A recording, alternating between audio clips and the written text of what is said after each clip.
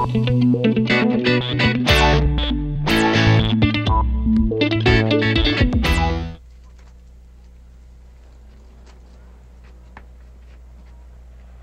ibig mong sabihin ang Aldo Marengo na ito ang matagal mo nang nawawalang asawa.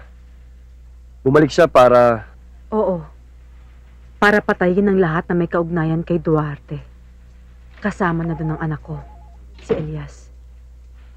Excuse me, sir. Nasa labas ho ang asset niyo si Hena. Importante. Gusto raw ho kayo makausap. Pwede ho kayong umuwi, Aling Felisa. Sige ho. Salamat. O ano ka? Eh di tama pala ako, all along. Oo na, sige na. Pumunta ka lang dito para alaskahin ako. Hindi, nagpunta ako rito para sabihin sa'yo na may bagong development mula sa mga bata nating sa pier. Ang sabi nila, meron daw ibababang mga barel na smuggled.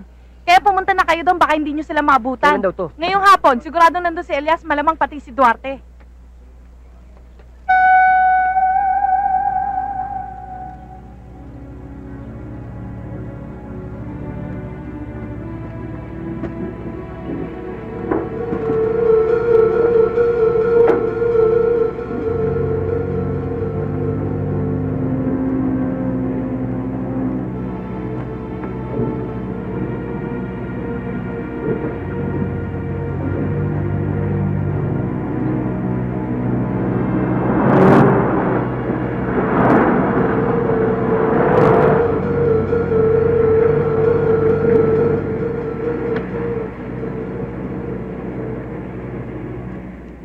Magandang araw, boss.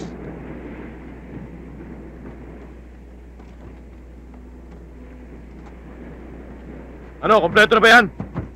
Oo. Eh, dali-dalian nyo. Hinihintay na ng bayar yan. Bilis-bilisan nyo. Daliin nyo.